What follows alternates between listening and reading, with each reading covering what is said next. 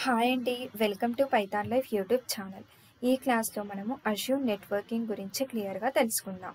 So first Azure virtual network అంటే ఏంటి, subnets అంటే ఏంటి, సిఐడిఆర్ అంటే ఏంటి అని చెప్పి మనము క్లియర్గా అర్థం చేసుకుందాం.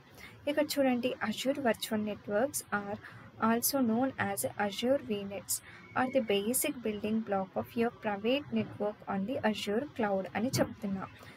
వర్చువల్ నెట్వర్క్ని వీనెట్ అని కూడా అంటాము. ఓకేనా. సో ఇక్కడ ఏంటిది, అజ్యూర్ క్లౌడ్లో ఒక ప్రైవేట్ నెట్వర్క్ని తయారు చేస్తుంది. So that is nothing but ఆ ప్రైవేట్ నెట్వర్క్ని మనము వర్చువల్ నెట్వర్క్ అని చెప్తున్నాం. ఓకేనా. ఇంకా క్లియర్గా అర్థం అవ్వడానికి మనము ఒక సింపుల్ ఎగ్జాంపుల్ కూడా చూద్దాం. ఓకేనా. నెక్స్ట్ ఏముంది ఇక్కడ, అన్ instance of the services. A virtual networks enables many types of Azure resources to securely communicate with each other, the internet and on-premises networks అని చెప్తున్నాం. అంటే కమ్యూనికేషన్ అనేది ప్రాపర్గా ఉండడానికి కూడా మనము ఈ వర్చువల్ నెట్వర్క్ని యూజ్ చేయడం అనేది జరుగుతుంది. ఓకేనా. డేటా అనేది సెక్యూర్గా ఉండడానికి. సో ఒక చిన్న ఎగ్జాంపుల్ చెప్తాను, చూద్దాం. 2 డివాప్స్ ఇంజనీర్స్ ఉన్నారు అనుకోండి. ఒక డివాప్స్ ఇంజనీర్ వచ్చేసి నైకేలో ఉన్నాడు అండ్ ఇంకో డివాప్స్ ఇంజనీర్ వచ్చేసి పూమాలో ఉన్నారు. సో ఇద్దరు కూడా వర్చువల్ మెషిన్ని క్రియేట్ చేయాలి అనుకుంటున్నారు. ఓకేనా. ఈ నైకేలో ఉన్న పర్సన్ అలాగే పూమాలో ఉన్న పర్సన్ వర్చువల్ మెషిన్ని క్రియేట్ చేయాలి అనుకుంటున్నారు. సో నైకేలో ఉన్న డివాప్స్ ఇంజనీర్ ఈస్ట్ యుఎస్ రీజియన్లో ఉన్న వర్చువల్ మెషిన్ అవైలబిలిటీ జోన్ 1లో ఉన్న వర్చువల్ మెషిన్ని వర్చువల్ మెషిన్కి రిక్వెస్ట్ పంపించారు. అలాగే పూమాలో ఉన్న డివాప్స్ ఇంజనీర్ సేమ్ అలానే ఈస్ట్ యుఎస్ రీజియన్లో ఉన్న అవైలబిలిటీ జోన్ 1లో ఉన్న విఎంకి వర్చువల్ మెషిన్కి రిక్వెస్ట్ని పంపించారు. ఓకేనా. సో ఇద్దరు కూడా సేమ్ వర్చువల్ మెషిన్కి రిక్వెస్ట్ని పంపించడం అనేది జరిగింది. సో ఇప్పుడు వీళ్ళిద్దరి రిక్వెస్ట్ అనేది కూడా రిసోర్స్ మేనేజర్ ఉంది కదా, సో ఈ రిసోర్స్ మేనేజర్ అనేది తీసుకుంటుంది.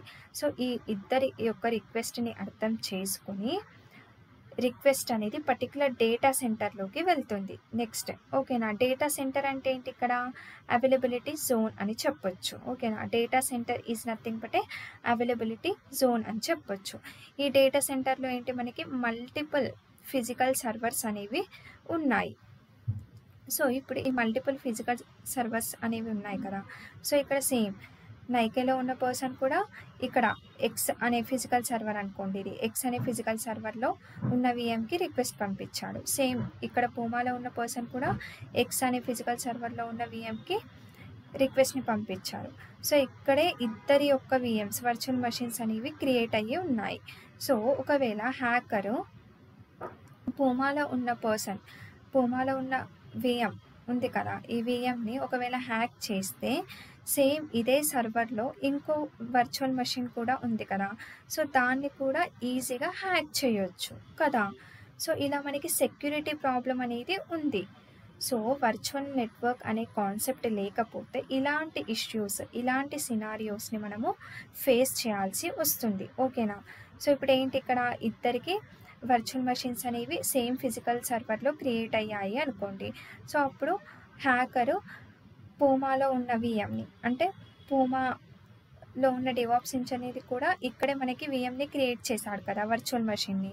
సో హ్యాకరు ఈ వర్చువల్ మెషిన్ని హ్యాక్ చేస్తే అప్పుడు ఇదే ఫిజికల్ సర్వర్లో మనకి నైకేలో డివాప్స్ ఇంజనీర్ ఉన్నాడు కదా, సో అతను కూడా విఎంని ఇక్కడే క్రియేట్ చేశాడు. సో దీన్ని కూడా ఈజీగా హ్యాక్ చేయొచ్చు. సో ఇలా డేటా అనేది సెక్యూర్గా ఉండట్లేదు. ఓకేనా. మనకి సెక్యూరిటీ ప్రాబ్లం అనేది వస్తుంది. సో ఇలా మనకి వర్చువల్ నెట్వర్క్ అనే కాన్సెప్ట్ లేకపోతే ఇలాంటి ఇష్యూస్ని మనము ఫేస్ చేయాల్సి వస్తుంది. ఓకేనా. సో అందుకని చెప్పి మనము వర్చువల్ నెట్వర్క్ కాన్సెప్ట్ అనేది యూజ్ చేయడం జరుగుతుంది. సో ఇప్పటివరకు ఏంటి, జస్ట్ నేను వర్చువల్ నెట్వర్క్ అనే కాన్సెప్ట్ లేకపోతే అజ్యూర్లో లేకపోతే మనకి ఎలాంటి ఇష్యూ వస్తుంది అనేది ఎక్స్ప్లెయిన్ చేశాను. ఓకేనా. సో ఇప్పుడు మనకి వర్చువల్ నెట్వర్క్ కాన్సెప్ట్ అనేది ఎందుకు ఇంట్రడ్యూస్ చేశారు అనేది మీకు క్లియర్గా అర్థమైంది అనుకుంటున్నాను. సో మనకి ఇప్పుడు వర్చువల్ నెట్వర్క్ అనేది ఉండడం వల్ల మనకి ఎలా హెల్ప్ అవుతుంది అనేది మనము చూద్దాం. ఓకేనా. సో చూడండి, ఇక్కడ కూడా సేమ్ అంతే. ఇక్కడ నైకేలో ఉన్న పర్సన్ ఈస్ట్ యుఎస్ రీజియన్లో అవైలబిలిటీ జోన్ 1లో ఉన్న విఎంకి రిక్వెస్ట్ పంపించారు. అలానే పూమాలో ఉన్న పర్సన్ కూడా అంతే, ఈస్ట్ యుఎస్ రీజియన్లో అవైలబిలిటీ జోన్ 1లో ఉన్న విఎంకి రిక్వెస్ట్ పంపించారు. సో అప్పుడు రిసోర్స్ మేనేజర్ అనేది ఈ రిక్వెస్ట్ని తీసుకొని డేటా సెంటర్కి రిక్వెస్ట్ని పంపిస్తుంది. సో డేటా సెంటర్లో ఏంటి, మనకి data centre is nothing but availability zone అని చెప్పాను. డేటా సెంటర్లో మనకి మల్టిపుల్ ఫిజికల్ సర్వర్స్ అనేవి ఉంటాయి కదా. సో ఇక్కడ ఏమవుతుంది అని అంటే మనకి ఇప్పుడు నైకేలో ఉన్న పర్సన్ విఎంకి రిక్వెస్ట్ పంపించారు కదా. సో ఇప్పుడు ఈ విఎం అనేది నైకే వాళ్ళకి విఎం అనేది వర్చువల్ మెషిన్ అనేది ఇక్కడ క్రియేట్ అవుతుంది. సో ఇదంతా ఒక వర్చువల్ నెట్వర్క్ అన్నమాట. ఓన్లీ నైకే వాళ్ళు మాత్రమే దీన్ని యూజ్ చేసుకోవచ్చు, వాళ్ళు మాత్రమే, ఇంకా వేరే పర్సన్స్కి ఎవరికి కూడా అలా ఉండదు. సో ఇదంతా కూడా ఒక వర్చువల్ నెట్వర్క్ అన్నమాట. సపరేట్గా ఆ వర్చువల్ మెషిన్కి సపరేట్ వర్చువల్ నెట్వర్క్ అన్నమాట ఇది. సో ఇప్పుడు వేరే వాళ్ళు, ఇప్పుడు పూమా పర్సన్ వచ్చి సేమ్ ఇదే విఎం కావాలి అని రిక్వెస్ట్ పంపితే అప్పుడు ఈ నెట్వర్క్ తప్పితే వేరే ఏదైనా కూడా ఇవ్వడం జరుగుతుంది. ఓకేనా, వేరే ఏ విఎంనైనా కూడా ఇవ్వడం జరుగుతుంది. బట్ ఈ నెట్వర్క్లో మాత్రం ఎలాంటి అలో అనేది ఉండదు. ఓకేనా. సో ఈ రకంగా కస్టమర్ యొక్క డేటాని ఇంకో కస్టమర్ నుంచి సెక్యూర్గా కాపాడాలి with in the concepts of public cloud అన్నప్పుడు. పబ్లిక్ క్లౌడ్ అంటే ఏంటి, లాట్స్ ఆఫ్ పీపుల్ వాళ్ళ యొక్క డేటా అనేది అజూర్లో ఉంటుంది కదా. సో పబ్లిక్ క్లౌడ్ ప్రొవైడర్స్ డేటాని ఏ విధంగా సెక్యూర్గా ఉంచుతాయి అంటే with the help of using virtual network concept ద్వారా. ఓకేనా. సో ఈ వర్చువల్ నెట్వర్క్ కాన్సెప్ట్ ఉండడం వల్ల మనకి డేటా అనేది సెక్యూర్గా ఉంటుంది. ఇప్పుడు నైకే వాళ్ళు విఎం అనేది ఇక్కడ క్రియేట్ చేశారు కదా. సో ఈ నెట్వర్క్లో మాత్రమే వాళ్ళకి అలో అనేది ఉంటుంది, వేరే వాళ్ళు అలో అవ్వడానికి ఉండదు. సో వేరే వాళ్ళ యొక్క రిక్వెస్ట్ని కూడా ఈ వర్చువల్ నెట్వర్క్ అనేది యాక్సెప్ట్ చేయదు, అసలు పట్టించుకోదు. ఓకేనా. So this is nothing but A virtual network అని చెప్పొచ్చు. సో నంబర్ ఆఫ్ వర్చువల్ నెట్వర్క్స్ని మనం క్రియేట్ చేసుకోవచ్చు. మీకు ఎన్ని వర్చువల్ నెట్వర్క్స్ కావాలి అంటే మైక్రోసాఫ్ట్ అజూర్ అనేది అన్ని వర్చువల్ నెట్వర్క్స్ని క్రియేట్ చేస్తుంది. ఓకేనా. సో ఇప్పుడు వర్చువల్ నెట్వర్క్ కాన్సెప్ట్ అనేది ఎందుకు వచ్చింది అండ్ ఎందుకు దీనివల్ల యూజ్ ఏంటి, వర్చువల్ నెట్వర్క్ వల్ల యూజ్ ఏంటి అనేది క్లియర్గా అర్థమైంది అని నేను అనుకుంటున్నాను. ఓకేనా. సో నెక్స్ట్ వచ్చేసి సబ్నెట్ అంటే ఏంటి అనేది చూద్దాం.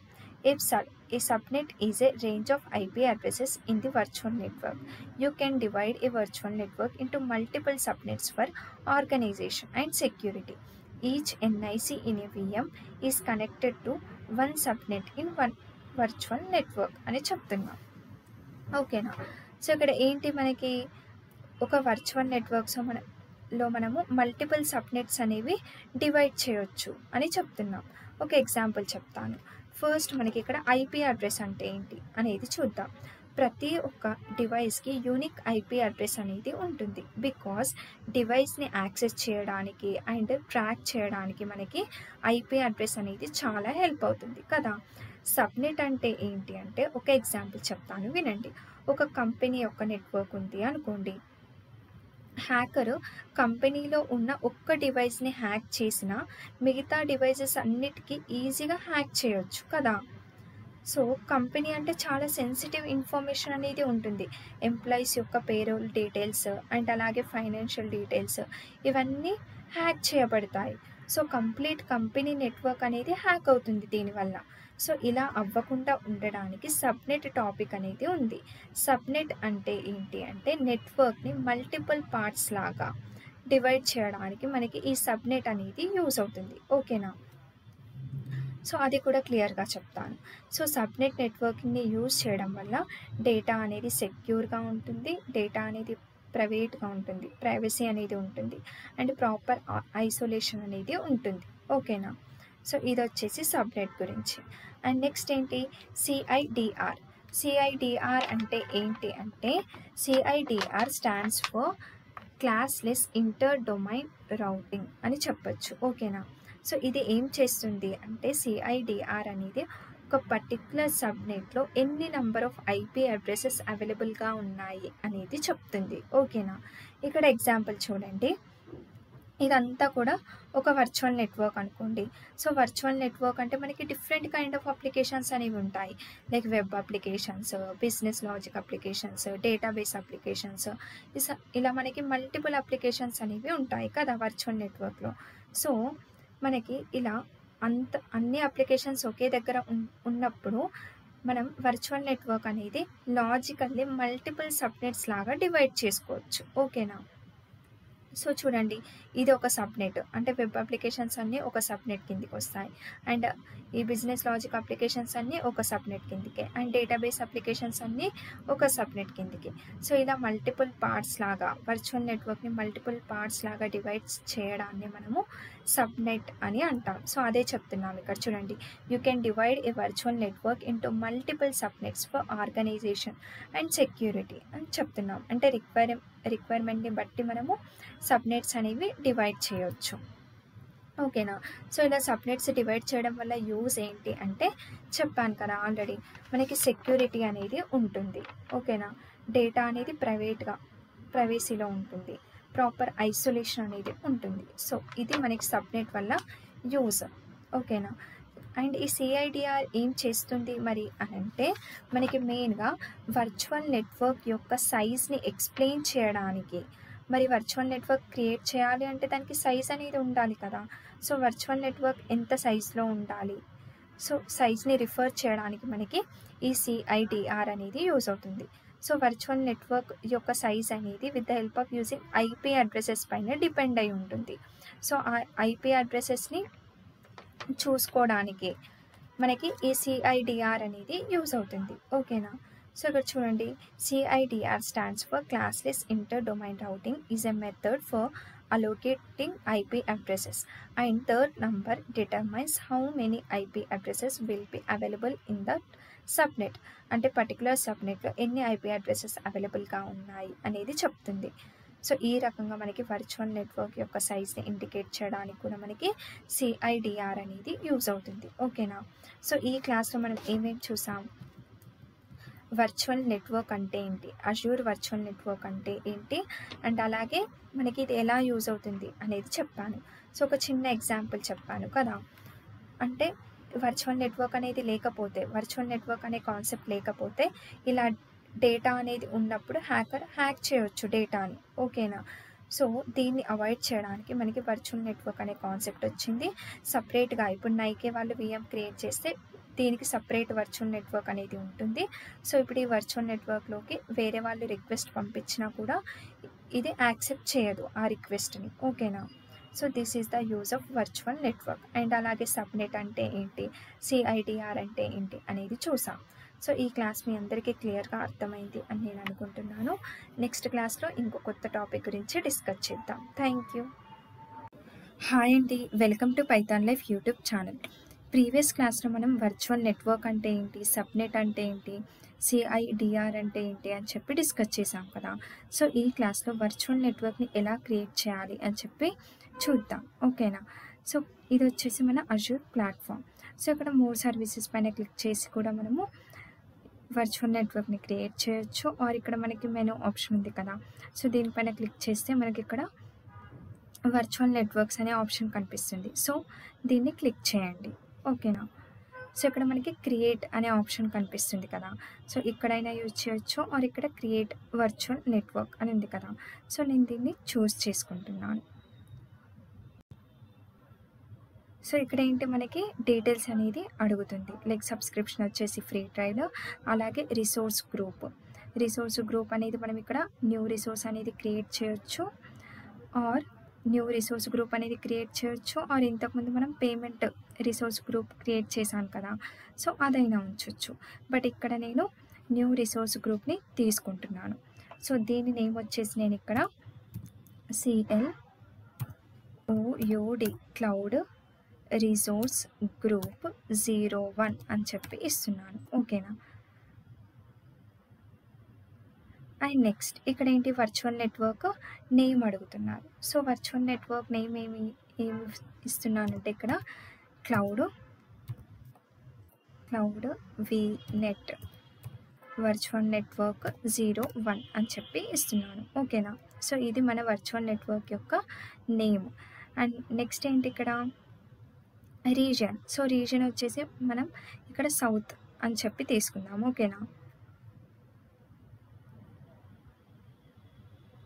ఆసియా పసిఫిక్ సౌత్ ఇండియా అని చెప్పి తీసుకుంటున్నాను. సో రీజియన్ అనేది మన లొకేషన్ని బట్టి ఇక్కడ మనము అప్లై చేయొచ్చు. ఓకేనా. సో నెక్స్ట్ ఇక్కడ security purpose virtual network encryption, base station and అలాగే ఫైర్ వాల్. ఇక్కడ ఫైర్ వాల్ అనేది మనం ఎనేబుల్ చేసామనుకోండి, సో మన నెట్వర్క్కి ఇంకా అడిషనల్ సెక్యూరిటీ అనేది యాడ్ అవ్వడం జరుగుతుంది. ఓకేనా. సో దాని పర్పస్ ఇక్కడ మనం చేంజెస్ అనేవి చేసుకోవచ్చు. అండ్ నెక్స్ట్ ఇక్కడ ఐపీ అడ్రస్. సో ఇక్కడ ఐపీ అడ్రస్ అనేది ఎంత 10.0.0.0 డిఫాల్ట్గా ఉంది. అండ్ ఇక్కడ 16 అని చెప్పి ఉంది /16. సో ఇక్కడ మనం టోటల్గా 65,536 అడ్రసెస్ని మనము స్టోర్ చేయొచ్చు. ఓకేనా. ఇక్కడ సో మనం మల్టిపుల్ నెంబర్ ఆఫ్ వర్చువల్ మెషిన్స్ని మనము స్టోర్ చేయొచ్చు. అండ్ అలాగే ఇక్కడ వచ్చేసి సబ్నెట్స్. ఒకవేళ మనం సబ్నెట్స్ ఏం చెప్పాను, ఒక వర్చువల్ నెట్వర్క్లో మనం మల్టిపుల్ సబ్నెట్స్ని కూడా యాడ్ చేసుకోవచ్చు, అంటే చిన్న చిన్న పార్ట్స్ లాగా డివైడ్ చేయొచ్చు అని చెప్పాను కదా. సో మనకి ఇక్కడ సబ్నెట్ని కూడా మనము యాడ్ చేసుకోవచ్చు. సో నేను ఇప్పుడు ఇక్కడ సబ్నెట్ని యాడ్ చేస్తున్నాను డిఫాల్ట్ పర్పస్ అనేది. అండ్ నేమ్ వచ్చేసి ఇక్కడ CLOUD క్లౌడ్ సబ్నెట్ 01 అని చెప్పి ఇస్తున్నాను. అండ్ డిఫాల్ట్గా ఇక్కడ IPv4 అడ్రస్ రేంజ్ అనేది వచ్చింది. సో నేను యాజ్ ఇట్ ఈస్గా అది అలానే ఉంచుతున్నాను. ఇక్కడ మీరు మీ రిక్వైర్మెంట్ని బట్టి ఇక్కడ రేంజ్ అనేది చేంజ్ చేయొచ్చు. ఓకేనా. సో ఈ రకంగా సో డైరెక్ట్గా ఇక్కడ యాడ్ అనేది చేస్తున్నాను. ఓకేనా. సో ఇక్కడ చూడండి, నాకు క్లౌడ్ సబ్నెట్ 01 అని చెప్పి ఒక సబ్నెట్ అనేది యాడ్ అయింది మన వర్చువల్ నెట్వర్క్లో. ఇంకా మీరు ఇలా నంబర్ ఆఫ్ సబ్నెట్స్ని మీరు క్రియేట్ చేయొచ్చు. ఓకేనా. సో ఇక్కడ యాడ్ ఈ సబ్నెట్ అని క్లిక్ చేస్తే 02 సబ్నెట్, 03 సబ్నెట్, సో ఇలా నంబర్ ఆఫ్ సబ్నెట్స్ని మీరు మీ వర్చువల్ నెట్వర్క్లో యాడ్ చేసుకోవచ్చు. ఓకేనా. సబ్నెట్లో మనకి పబ్లిక్ సబ్నెట్స్ ఉంటాయి, ప్రైవేట్ సబ్నెట్స్ ఉంటాయి. పబ్లిక్ సబ్నెట్స్ అంటే ఏంటి అంటే అందులో ఉండే రిసోర్సెస్కి పబ్లిక్ ఐపీ అడ్రసెస్ అనేవి ఉంటాయి. సో ఇంటర్నెట్ ద్వారా ఎవరైనా యాక్సెస్ చేసుకోవచ్చు కనెక్ట్ అయ్యి. ఓకేనా. సో అది public subnet.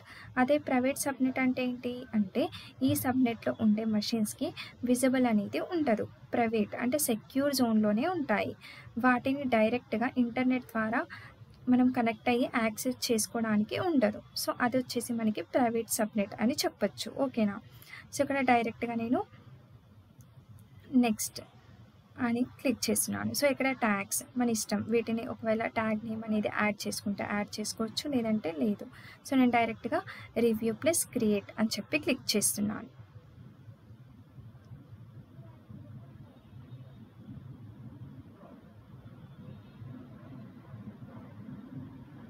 So create.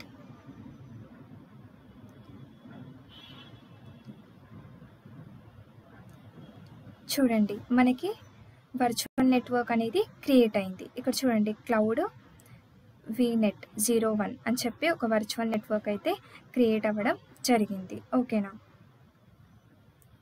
So ఇది మన వర్చువల్ నెట్వర్క్. సో ఫైనల్లీ మనకి ఇక్కడ యువర్ డిప్లాయ్మెంట్ ఈజ్ కంప్లీట్ అని చెప్పి వచ్చింది. అండ్ మనకి ఇక్కడ వర్చువల్ నెట్వర్క్ అనేది క్రియేట్ అవ్వడం జరిగింది. సో ఈ రకంగా మనం వర్చువల్ నెట్వర్క్ని క్రియేట్ చేయడం అనేది జరుగుతుంది. ఓకేనా. హోమ్ పేజ్కి వచ్చి చూసినట్టయితే ఇక్కడ చూడండి మనకి క్లౌడ్ వర్చువల్ నెట్వర్క్ 01 అని చెప్పి క్రియేట్ అయింది. అలాగే రిసోర్స్ గ్రూప్ కూడా మనం న్యూ వన్ క్రియేట్ చేసాం కాబట్టి రిసోర్స్ గ్రూప్ కూడా క్రియేట్ అవ్వడం జరిగింది. సో ఇప్పుడు నేను వర్చువల్ నెట్వర్క్ క్రియేట్ చేసిన వర్చువల్ నెట్వర్క్లోకి వెళ్తున్నాను. సో ఇక్కడ చూడండి మనకి ఇక్కడ సెట్టింగ్స్లో సబ్నెట్స్ మనం ఎన్ని సబ్నెట్స్ని క్రియేట్ చేసామో కూడా క్లియర్గా చూపిస్తుంది. చూడండి ఓన్లీ మనం ఒక సబ్నెట్ని క్రియేట్ చేసాం, ఏంటి క్లౌడ్ సబ్నెట్ 01 అని చెప్పి. అండ్ IPv4 అడ్రస్ అండ్ ఎన్ని ఐపీస్ మనము అవైలబుల్గా ఉన్నాయి ఇక్కడ అని చెప్పి కూడా క్లియర్గా చూపిస్తుంది. సో ఈ రకంగా మనము వర్చువల్ నెట్వర్క్ని క్రియేట్ చేయొచ్చు, వర్చువల్ నెట్వర్క్లో సబ్నెట్స్ని కూడా యాడ్ చేసుకోవచ్చు. ఓకేనా. సో ఇది వర్చువల్ నెట్వర్క్ని క్రియేట్ చేయడం. ఈ క్లాస్ మీ అందరికీ క్లియర్గా అర్థమైంది అనుకుంటున్నాను. Thank you.